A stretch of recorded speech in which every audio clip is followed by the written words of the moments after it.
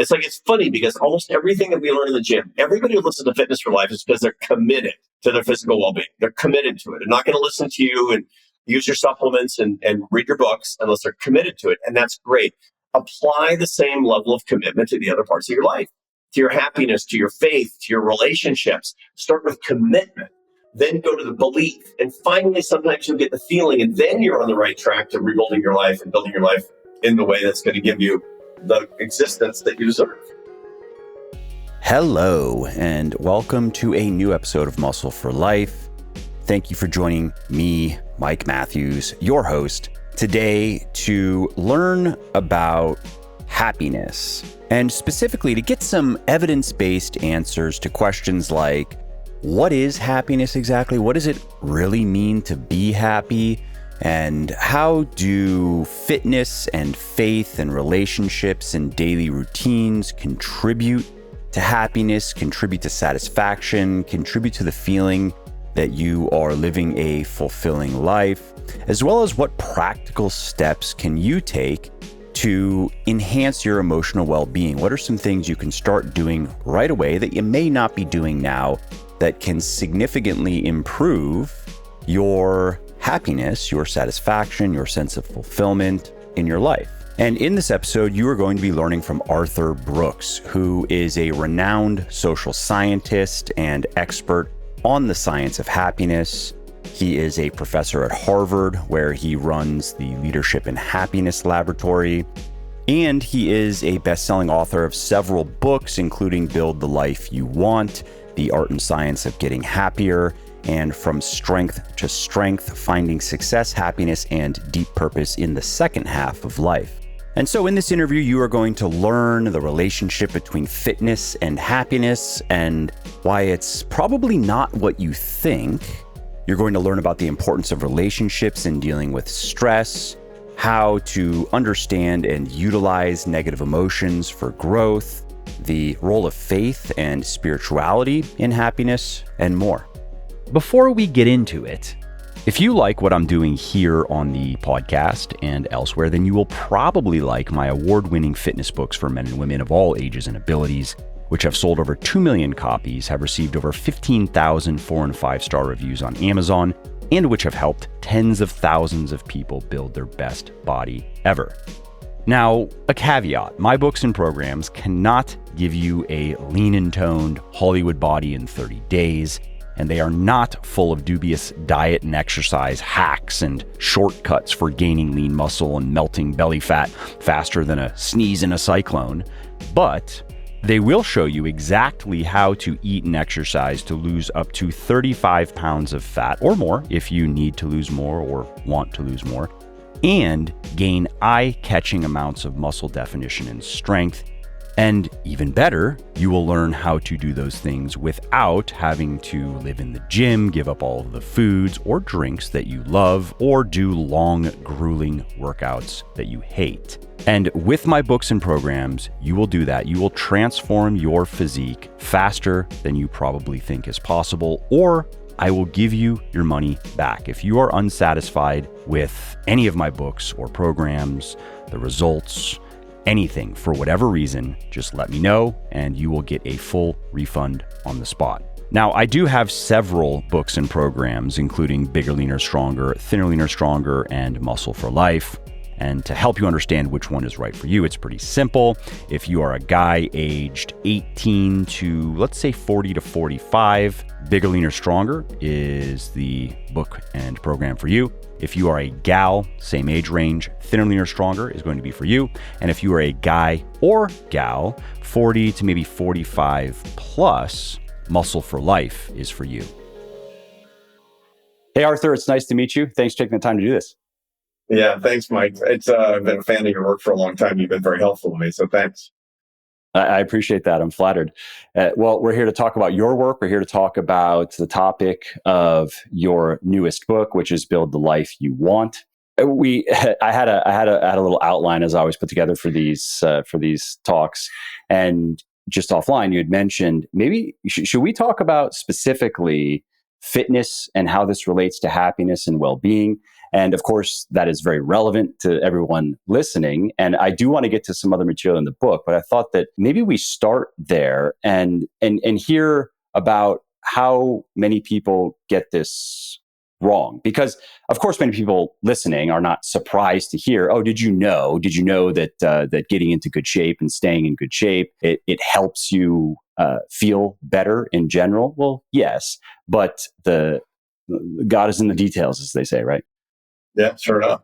No, for sure. Anybody who listens to Fitness for Life, they want fitness for life, and part of fitness is happiness. Part of fitness is well-being is really what it comes about. And a lot of people are looking for ultimate well-being, a sense of happiness through what they can actually do in the gym because they're good at it and they like it is what it comes down to. And what they really want is love. What they really want is functional relationships. And, bad news. I mean, look, I'm a gym rat. I've been doing 60 minutes in the gym almost 7 days a week for literally decades. That's not why my wife loves me. I mean, she couldn't care less. As a matter of fact, it's annoying to her that I'm actually like, no, honey, you got to work out. I'm not going to start my day this way but the reason that I do that is for something entirely differently. And I think it's important for the audience to understand the relationship between happiness and fitness. And we actually know this based on science. So, I made my living as a social scientist. That's my PhD is in policy analysis and behavioral economics and then later in psychology and neuroscience, how it all kind of fits together. And one of the questions that I always had, and that people still give me today, is, will I be happier if I'm healthier? Specifically, will I be happier if I'm in better shape? And the answer is no, you won't. But you will be less unhappy. And that's a very important distinction. Happiness and unhappiness are not opposites. They're based on emotions that are hemispherically lateralized. That's just a fancy way of saying that they're produced in different hemispheres of the brain. So you find that most of your negative emotions are produced in the right side of your brain, and most of your positive emotions are produced in the left side of your brain. Now, why is that important? Because you can have unusually intense negative and positive emotions. That's called being a high affect person. A quarter of the population is above average in both happiness and unhappiness. These are called mad scientists. You for sure are a mad scientist, Mike. I can tell just by talking to you that you're a mad scientist. And a lot of people who are very intense, they're like taking a bite at life, man, they're into everything. Probably 65% of the Fitness for Life listeners. And you want to know this, by the way, if you go to my website, arthurbrooks.com, there's a free test on your personality profile where you can find out if you are this or if you're not, what you are. It's called a PANAS test, PANAS test, the positive affect, negative affect sequence. And you can take that test and find out. But the bottom line is anybody who's above average in negative affect, negative emotions, they need a management technique for moderating their negative emotions if they want to have a lot of well-being. And the single best way for you to manage high levels of negative emotion is getting into the gym and beating it up and doing it every day. And we're talking about high intensity interval training and resistance. Those are the single two best ways to do it. Now, what's the worst way to do it? Drinking alcohol is a terrible way for you to moderate your negative affect because all you'll get is more negative affect tomorrow, plus all kinds of bad problems with your relationships and work down the line. Another terrible way to do it is workaholism is a terrible way to do this. Yeah, and people do this in the most counterproductive ways. What I would recommend is anybody who's struggling with anxiety, with sadness, and everybody has these things, but people who are, especially, intense and with a lot of, for example, anxiety is nothing more than unfocused fear. Anybody who's got a lot of stress in their life, you've got to be going to the gym. That's it. Not to get happier, but to moderate and manage that. I've said many times that the more stressed you are, the more you have to prioritize getting your workouts in, and you have to understand exactly this point that you're saying. But it is kind of counterintuitive because training is also acutely stressful, and it doesn't necessarily follow that if you feel overstressed that going and doing a quote unquote stressful workout is actually going to help you better deal with that stress. But that is how it works for basically everyone. Oh, absolutely. Yeah. No, the stress is funny. There's a ton of research on stress itself. And the big difference is between voluntary and involuntary stress when it comes to your happiness and when it comes to your health. So, for example, there are these animal studies on mice in which mice are stressed by the researchers involuntarily. They die. is basically what it comes down to. But mice who can get this literally the same amount of physical stress voluntarily by running on a wheel, they live twice as long. In other words, they cut their lives dramatically by exposing them involuntarily to the same amount of stress they'll get voluntarily, and in which case they'll extend their lives. And they'll even, these experiments, they'll put a little, like an exercise wheel in the middle of a field outside, and field mice will come find it and run on it. Even mice out in the field want to come to the gym. Is what it turns out. And so if you expose yourself to that cortisol and those cortisol spikes and the stress response, you get stronger, you get better, you get less unhappy, and you're much better able to deal with the involuntary stresses that are inevitably going to come your way.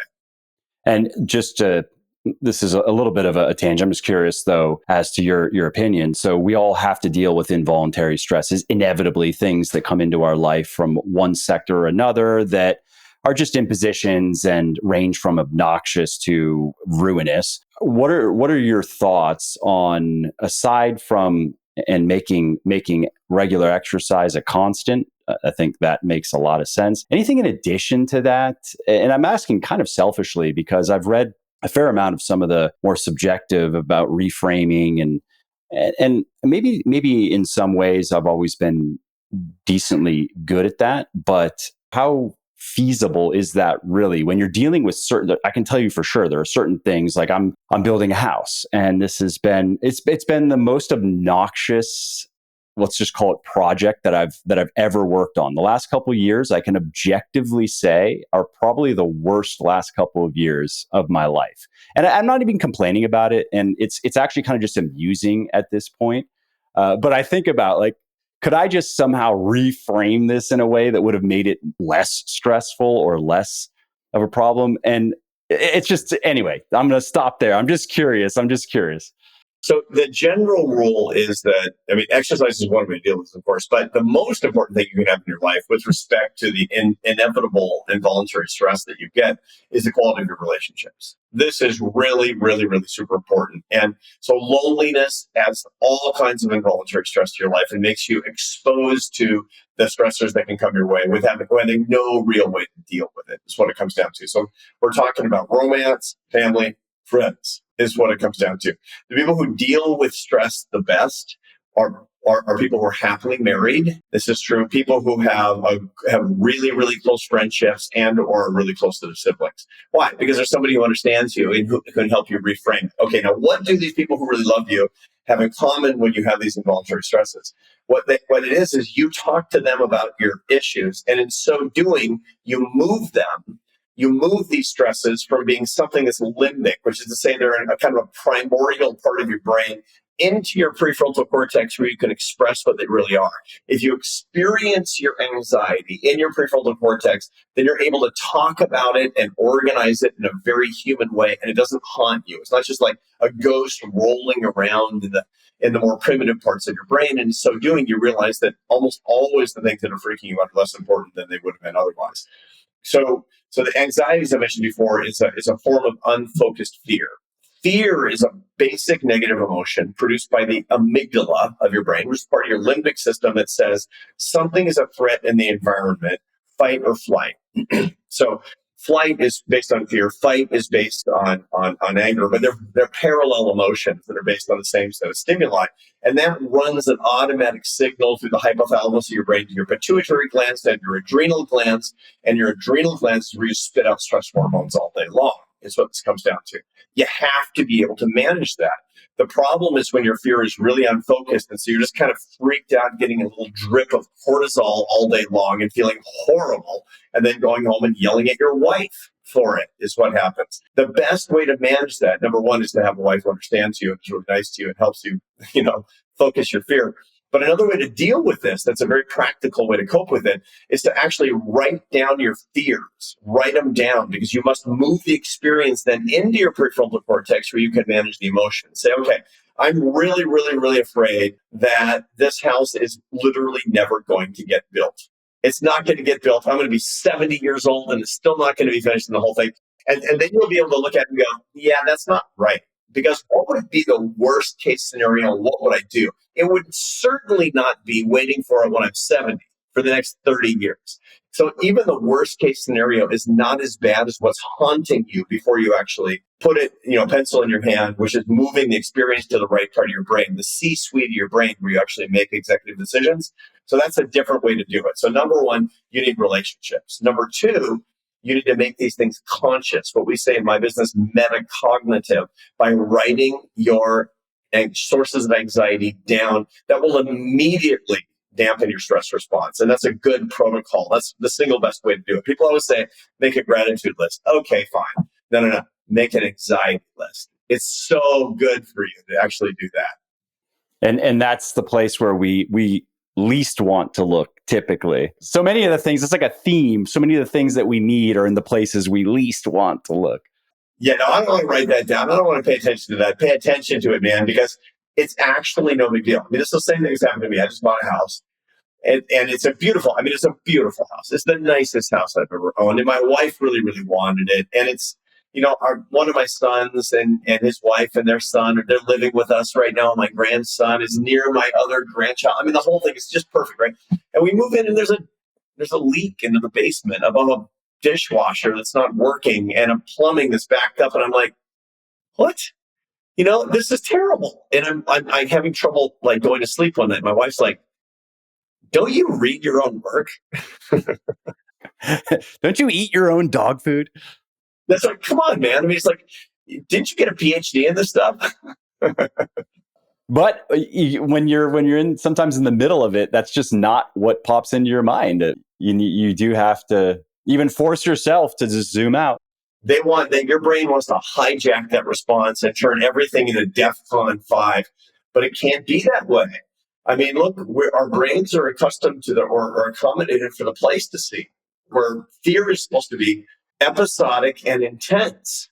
Fear is not supposed to be unfocused. It's not supposed to be, geared toward a broken dishwasher. Who cares, right? I mean, there's like God made plumbers. I get it.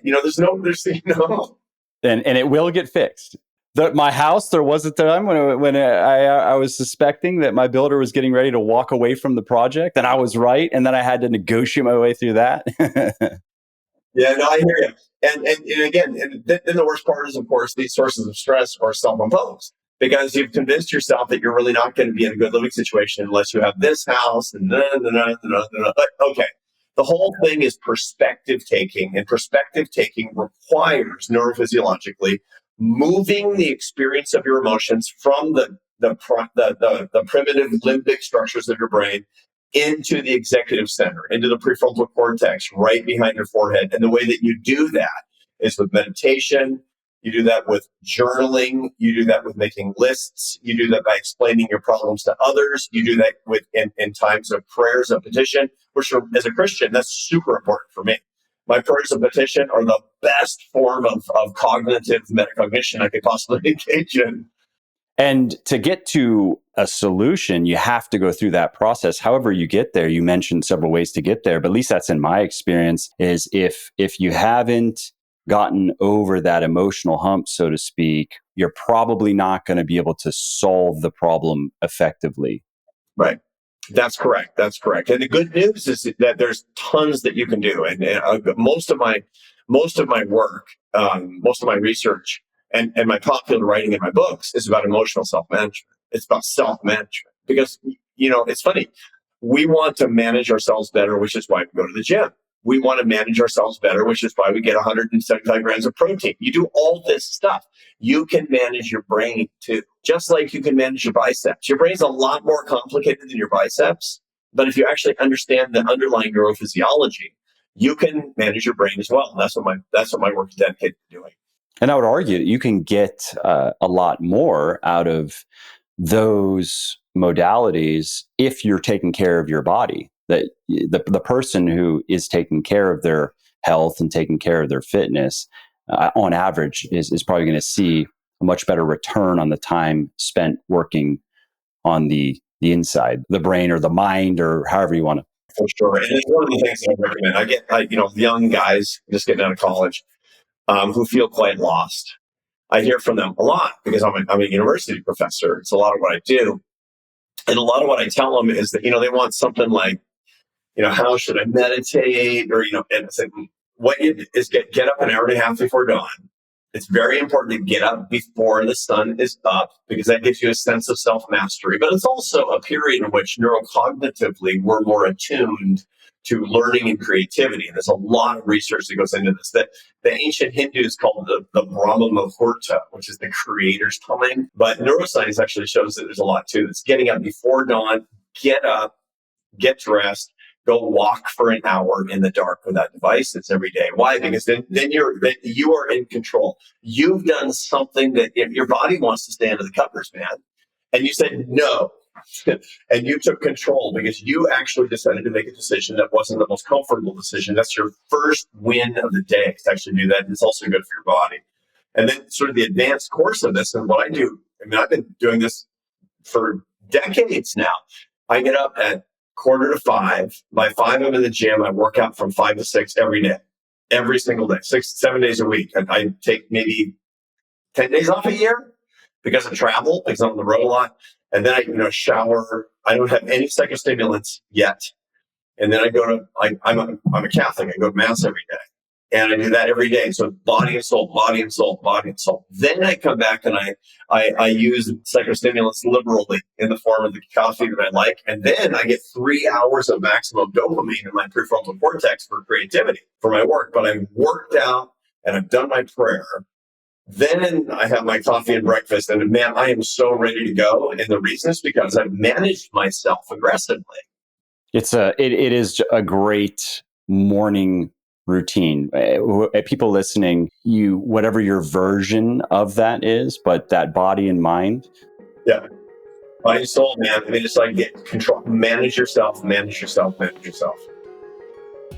Research shows that getting enough omega-3 fatty acids in your diet can benefit you in many ways, including reducing the risk of heart disease, increasing muscle growth, increasing cognitive performance, increasing fat loss, decreasing inflammation, improving mood, reducing muscle soreness after exercise, and more.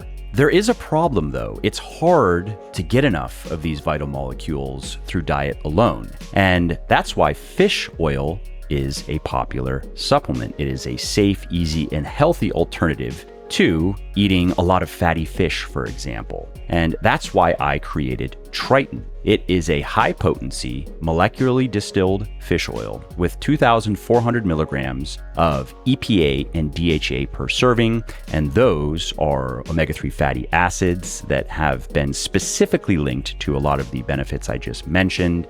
And Triton also has vitamin E and lemon oil to prevent oxidation, rancidity, and nasty fish oil burps. Triton is also produced from deep water Peruvian anchovies and sardines caught by fisheries approved by Friend of the Sea.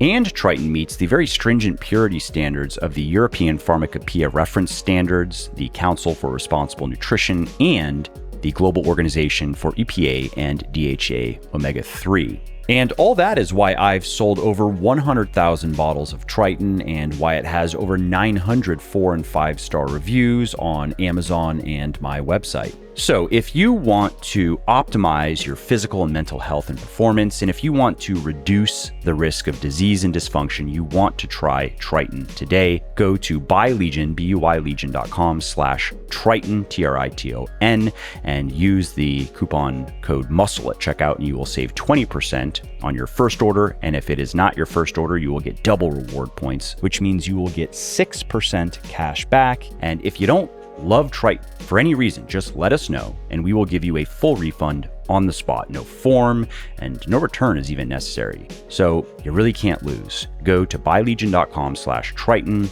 use the coupon code MUSCLE at checkout and save 20% or get 6% cash back, and try Triton risk-free and see what you think. Let's shift gears and talk about happiness. And the first thing I wanted to ask you is, in your newest book, you talk about this concept that happiness is a direction, not a destination. Can you explain what you mean by that?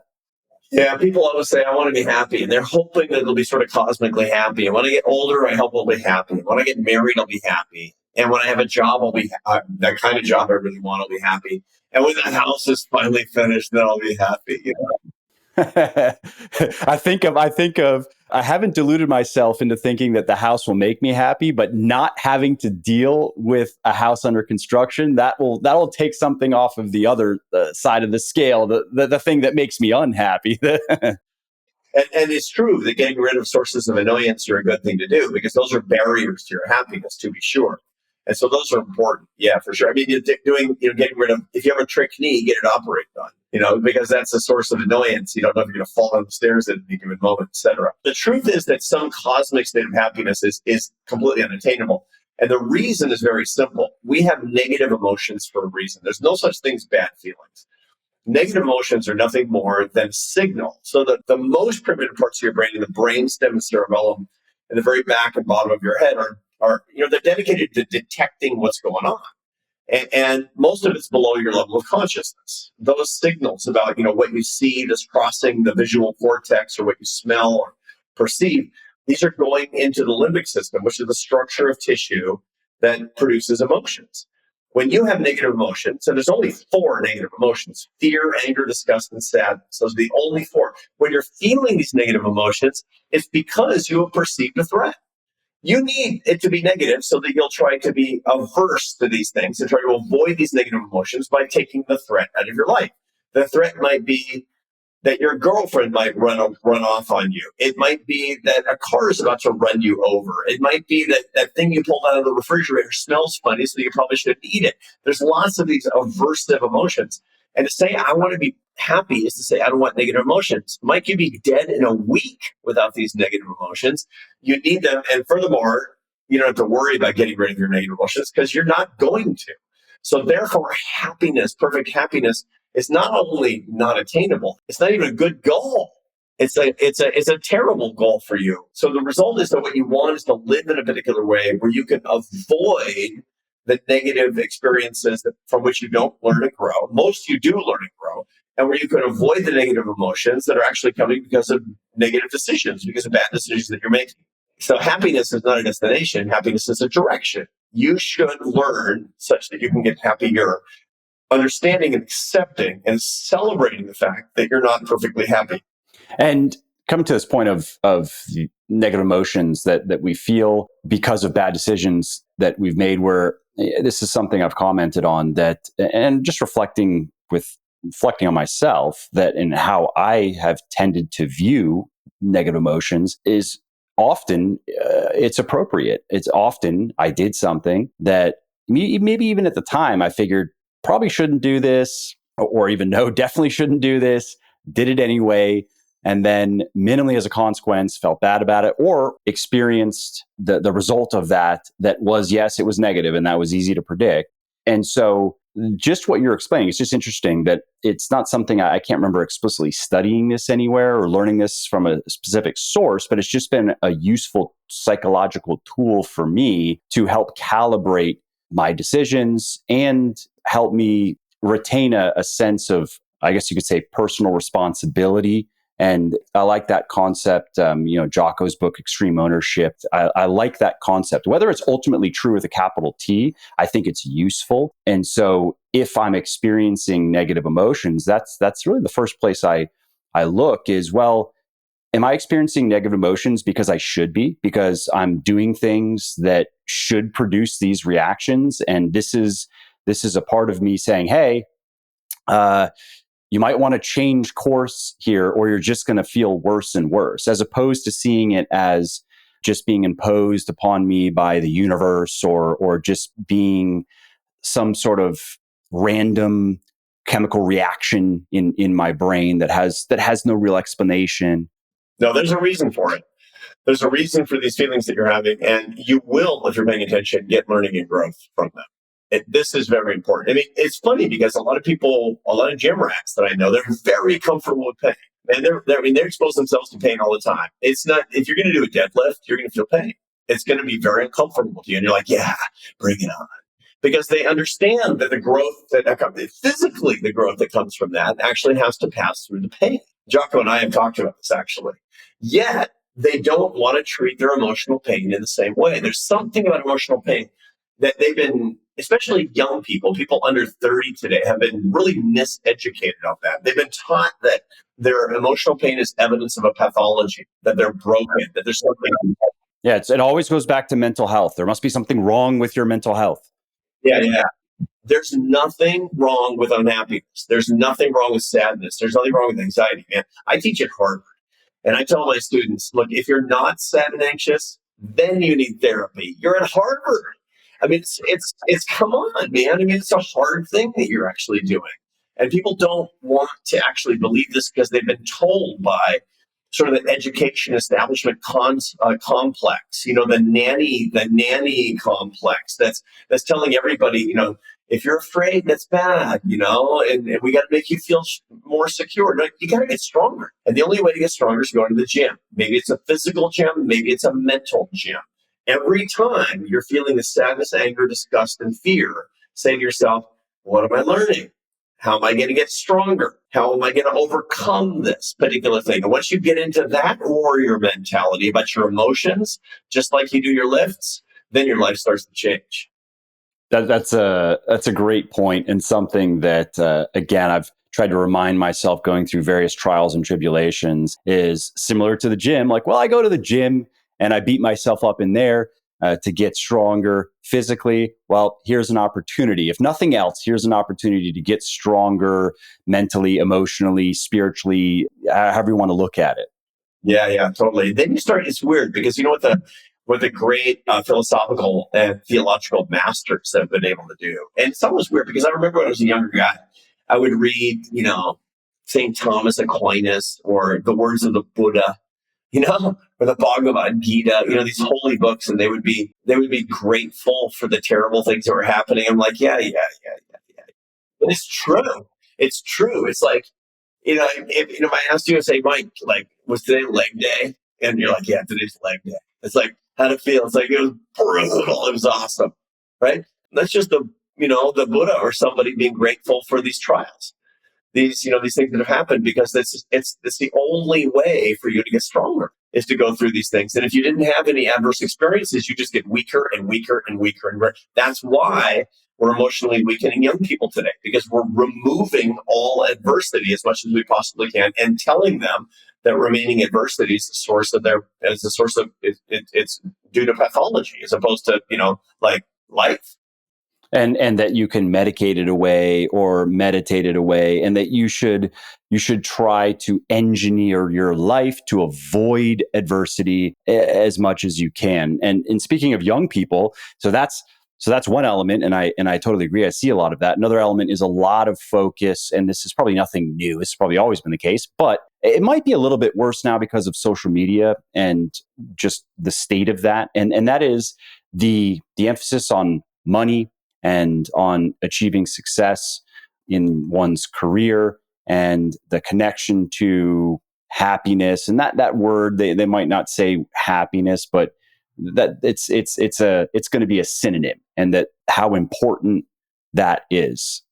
What are your thoughts on that? Yeah, there's a reason that we think that, by the way. It's a biological reason, believe it or not. It's not just because of capitalism or marketing or society. Evolution, Mother Nature, puts imperatives in your brain, and they have everything to do with survival and gene propagation. In other words, passing on your genes, getting mates, and surviving by getting your calories and staying alive and not getting attacked and killed. That's all Mother Nature cares about. Mother Nature does not care about Mike Matthews' happiness at all. Zero. That's your responsibility. But we have a tendency to say, okay, the things that make me more fit in the mating market, for example, or more fit to bring in a gazelle so I can feast for a couple of weeks, since I have an urge to do those things and I want to be happy, doing those things must make me happy. That's what people have always thought. So they thought, okay, I'm going to be a lot more successful if I can show excess income. This is one of the ways that men in particular, that they succeed in mating markets, is by driving, for example, a fancy car. Why? Because that shows potential mates that you have so much in resources that you can devote to a family and taking care of your kids, that you can even buy a Ferrari. That's just nothing more than peacocking. It's nothing more than an advertisement about your excess resources is what it comes down to. And that's primordial. That's caveman behavior is what it comes down to. And so you say to yourself, Therefore, having the Ferrari is going to lead me to happiness because it's going to get me love. You make all these weird logical connections that you make. There's these funny videos out there, for example, that make fun of this, where they say, have this guy like, doing big lifts. He's clearly, juiced to his gills, right? And he's like, you don't need a personality. No. You don't need to be a good person. You don't need to have a sense of humor. You just need slightly larger muscles. That's all you need, right? And it's very funny, but it's the same thing as people are like, you just need a little bit more money. That's really what you need. And that's how people behave. It is true, though, that not having enough money can minimally, maybe having money and at least over a certain threshold isn't going to add happiness, but not having enough money can create friction that might be perceived as unhappiness. Yeah, that's very astute. You've been a very, very subtle and astute point now, Mike. You're good. I can tell you read carefully. So, money can't buy happiness, but it can eliminate sources of unhappiness.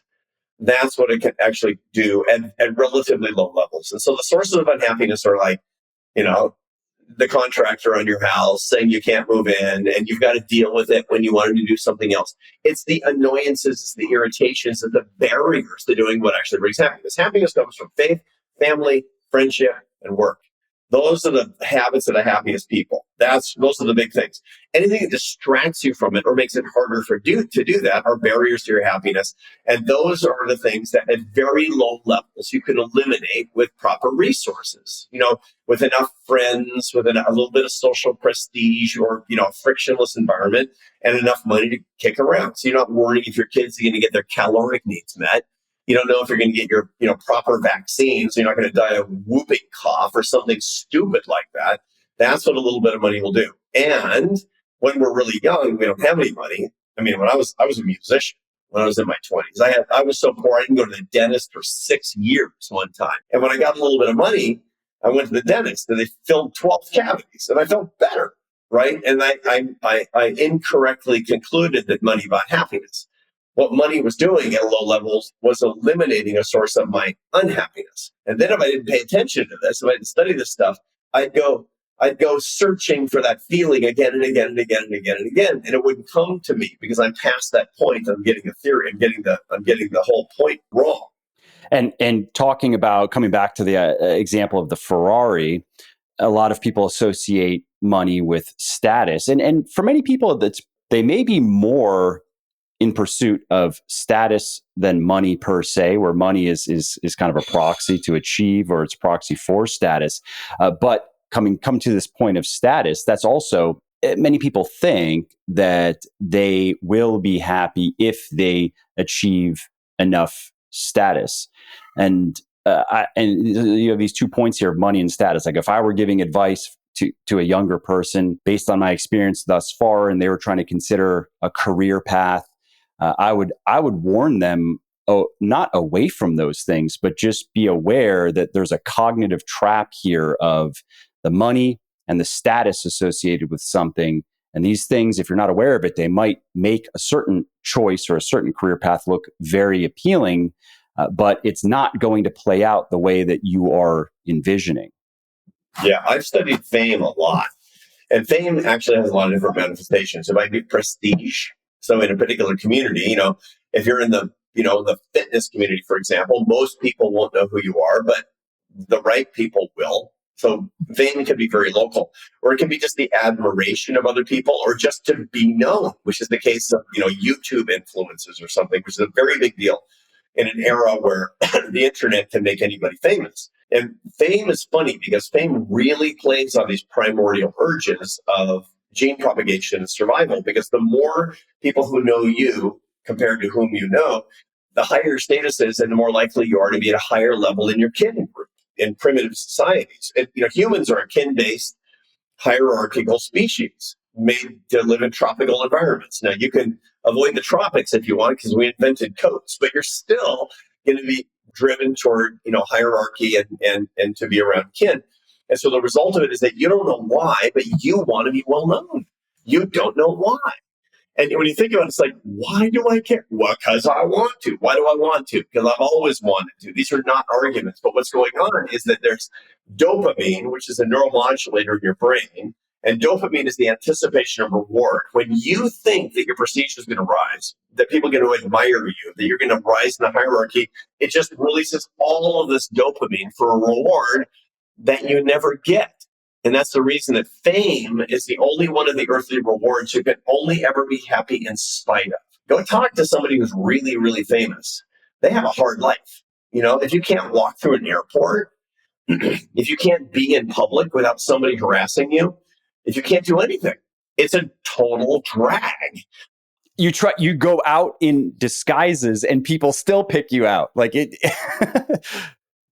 Yeah. Because people that I work with, given the nature of my work, and it's extraordinary how different their lives are and how much better your life is if that's not the case. And yet people, especially in the internet era, in the social media era, they somehow want this. It's like, I'm relevant. You crave relevance in this sense, this sort of fame of notoriety, because your brain is saying with the dopamine, you'll get this reward. You will be happy. You won't. Mother Nature's lying to you. And you commented on this point of admiration that does seem to be primordial, to use your word, that no matter who you are, it feels nice to be admired. It does. And no matter how balanced you are and no matter how much work you've done on yourself, it does feel nice. And if we bring this to fitness, right? Still, let's just say at least half of the reason that you and I get in the gym, we work out every day, is there's a bit of vanity there. We want to look a certain way. And maybe we're not doing it necessarily for other people. We might just be doing it for ourselves. But it is nice when somebody recognizes that and says, hey, you have great arms, right? And you can't help but smile. Yeah. Here's the thing, Mike. Who's saying it? It's going to be another man, of course. It's never going to be a woman. Because Mother Nature made you think that if you've got bigger biceps, that the female of the species is going to go, that guy could drag in a huge gazelle. I like him, right? And it turns out they might notice, I don't know. But look, I've been married 33 years, and I get bigger, I get smaller. My wife's like, I don't know. You still forgot to unload the dishwasher, right? You ever joke with your wife like, do you appreciate like what I'm doing here? I'm 60 and I look better than your average 30-year-old. It's like, honey, I'm doing this for you. And she's like, no. Come on, just play along with me a little bit. You've mentioned a couple times how important your faith is. Can you talk a bit more about faith and spirituality and how that can contribute to well-being and satisfaction? Yeah, it's one of the big four in terms of the habits of the happiest people, sort of the happiness portfolio: faith, family, friendship, and work. But when I say faith, I actually don't mean my faith. So I'm a Catholic. It's the most important thing in my life. But as a scientist, I have to recognize that the whole point in the happiness equation is transcendence, not a particular faith. Now, again, people disagree on which is the faith is the most true or the most right or metaphysically most accurate. That's not my point at all. I'm talking about happiness here. What you find is that left to your devices, once again, wicked Mother Nature is going to make you focus on the psychodrama of your life where you're the star all day long. My job, my commute, my car, my lunch, my boss. And it's just like the most boring television show that you have to watch every single day for the rest of your life. You need peace and perspective. You need to zoom out and you need to get small. Mother Nature doesn't want you to be small. Mother Nature wants you to be the center of everything. You need to be small and the universe needs to be large and you need to stand in awe of it. And then you'll have peace. It's the only way to have peace is to do the most unnatural thing. And the only way to do that is in the vernacular faith. But maybe it's not faith or even spirituality at all. Maybe it's like I have this friend, Ryan Holiday. You had Ryan Holiday on your show? Many years ago.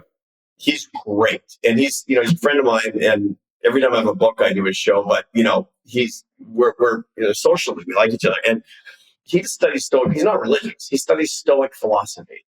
And a lot of lifters like Stoic philosophy because it's like, It's a very muscular philosophy. Marcus Aurelius would have been a deadlifter if, that had existed.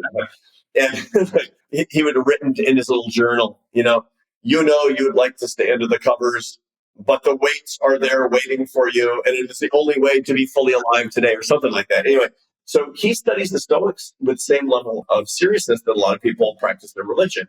And he gets the same benefits from it. Some people will walk in nature. Some people will study the fugues of Johann Sebastian Bach.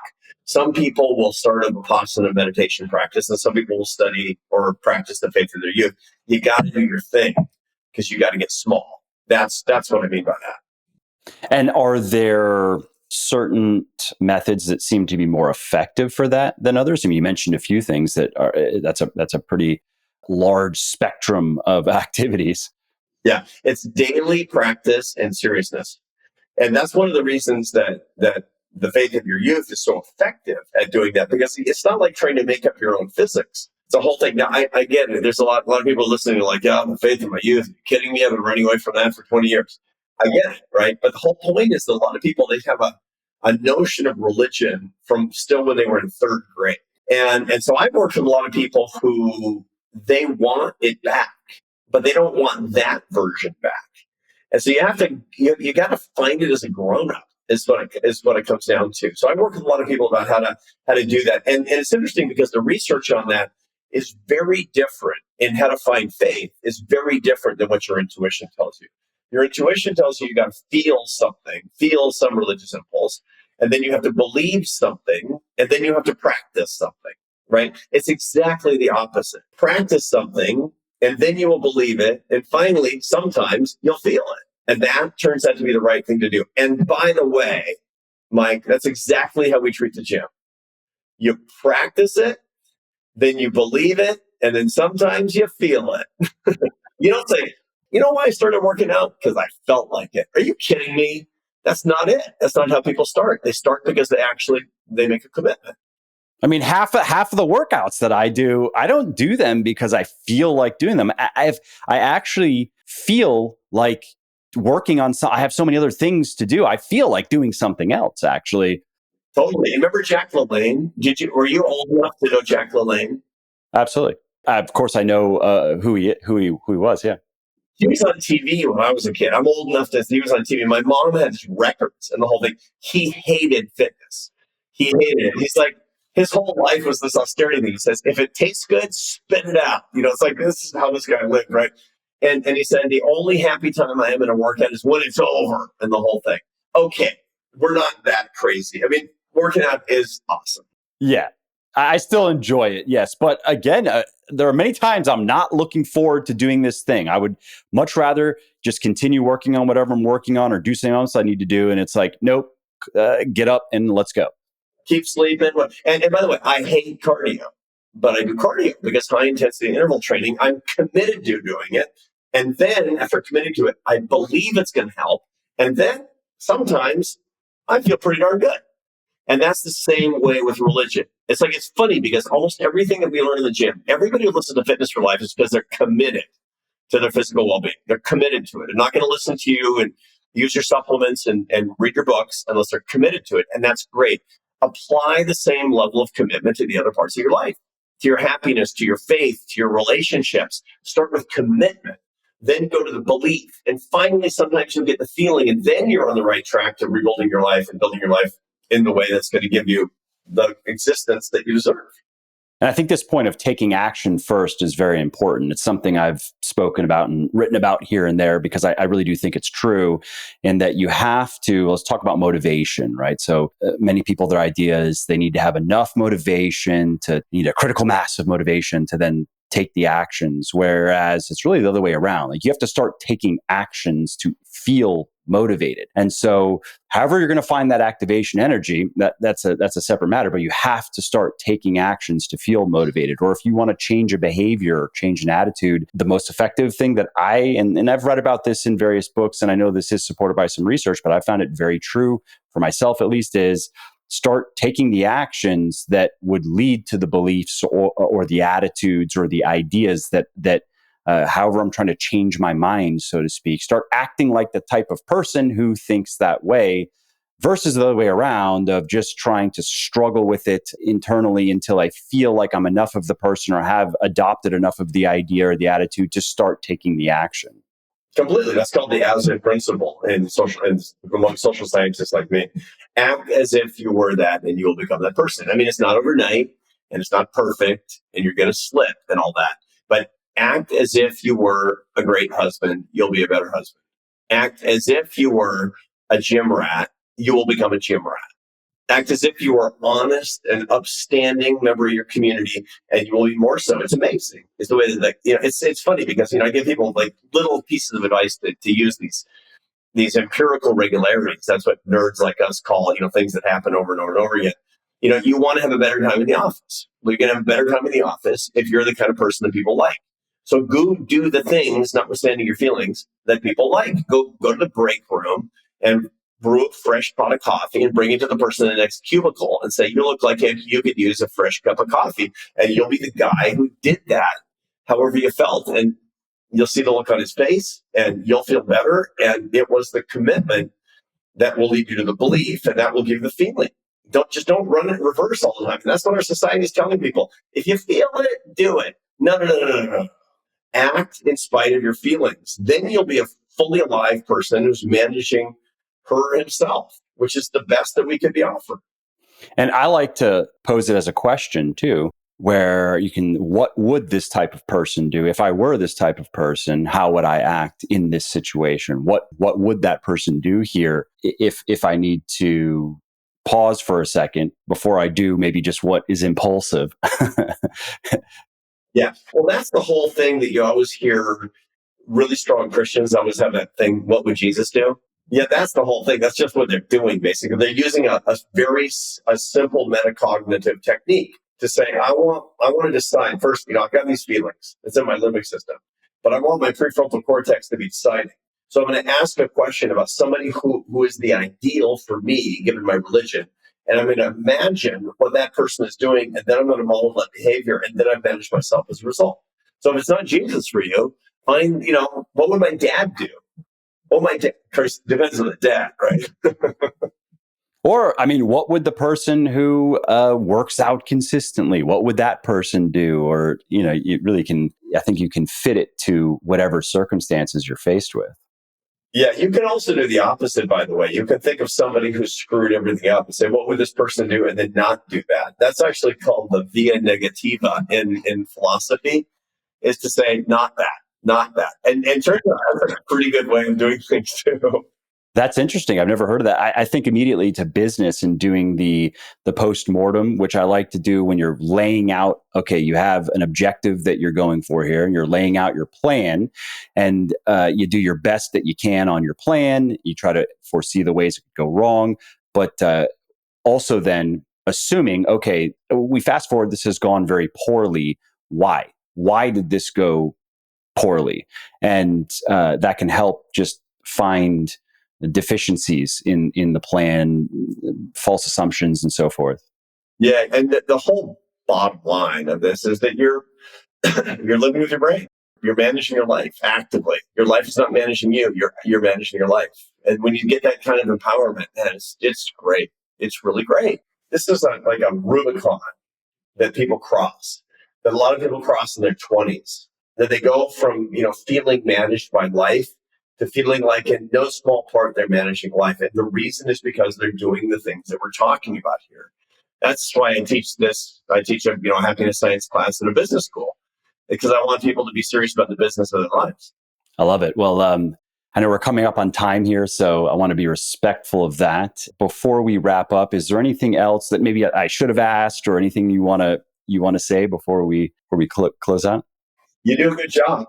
You do an excellent job, I have to say. There's this happiness science is incredibly practical and totally accessible. That's the reason I've dedicated myself to it, is because I think that this is actually the secret to, rebuilding our country and to rebuilding our society on the basis of rebuilding ourselves with self-reliance, is actually using some of these principles. And the bottom line of it is that this is you have the perfect audience. to really bring things back again by using the same ethos of I'm taking control of my life and my body and using it and applying to all different parts of their own lives, about their faith and their family life and their relationships and their emotions and their job, their career, the trajectory. It's all the same is the way this turns out. So I love doing this work, and I hope that it can be, really helpful to the people that I really admire the most, who are actually, getting up at 4:30 and hitting the effort. And I second that, particularly that point of if we look at our society, if you look at politics, it sounds like we align in that I think the solution is as far as we can solve any of these bigger issues, it has to be at the individual level. That's my opinion.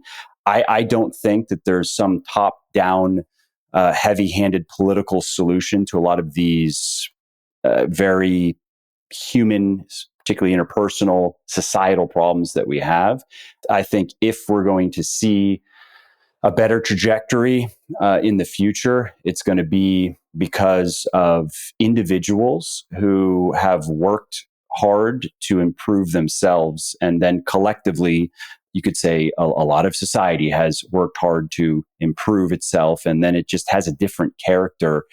I don't think that you can create anything. Maybe a utopia is never going to happen, but I don't think you can even move in that direction without helping individuals get better in these things that you're talking about. You can't just institute the perfect political system or any other mass control system and achieve these types of results on an individual basis that you've been talking about. Totally. It starts, the solution to life's problem starts within each of us. And then we model it, and then people humans are prone, like all primates, are prone to mimicry. Be the part of the solution that you want. Be the person you want your kids to grow up to be. Be the person that you wish your neighbors were acting like. And be part of the solution. There's nothing actually more empowering than that. And that's the source of happiness. And by the way, it's also, this is not a selfish thing. This could be easily perceived as something of me. No, on the contrary. When you take control of your life, what you're doing is you're showing respect for yourself and for other people. And this is an act of love. Ultimately, at the end of the day, love is the source of happiness. And it requires that we have mutual respect, that we be able to manage ourselves despite our own feelings, that we treat other people with the respect that we wish that they treated us with. And that starts with how we're actually living our own lives. I love it. That's a great message to close out on. Let's wrap up with where people can find you, find your work. Of course, I've mentioned your latest book, Build the Life You Want, a couple of times, but is there anything else specifically you want people to know about? Yeah, I'm working on a lot of different projects right now, and all of it is available at arthurbrooks.com, which is, my website. It also gives links to my weekly column in The Atlantic. So I write about these topics, about the science of happiness and human empowerment, every Thursday morning in The Atlantic. And so you can get those columns. You can figure out where to read the other stuff that I'm writing, whatever books are coming out. And I'm on the road 48 weeks a year. I'm all over the country. So no matter where anybody lives, I'm probably near you pretty soon giving a speech. And I'd love to meet. Awesome. Well, yes, I would. Well, offline, I'll connect with you on that. That'd be great. Thanks, Mike. Have you ever wondered what strength training split you should follow? What rep ranges you should work in? How many sets you should do per workout or per week? Well, I created a free 60-second training quiz that will answer those questions for you and others, including how frequently you should train each major muscle group, which exercises you should do, what supplements you should consider, which ones are at least worth taking, and more. To take this quiz and to get your free personalized training plan, go to muscleforlife.show, muscleforlife.show/training quiz. Answer the questions and learn exactly what to do in the gym to gain more muscle and strength. Well, I hope you liked this episode. I hope you found it helpful. And if you did, subscribe to the show because it makes sure that you don't miss new episodes. And it also helps me because it increases the rankings of the show a little bit, which of course then makes it a little bit more easily found by other people who may like it just as much as you. And if you didn't like something about this episode or about the show in general, or if you have ideas or suggestions or just feedback to share, shoot me an email, mike@muscleforlife.com, muscleforlife.com, and let me know what I could do better or just what your thoughts are about maybe what you'd like to see me do in the future. I read everything myself. I'm always looking for new ideas and constructive feedback. So thanks again for listening to this episode, and I hope to hear from you soon.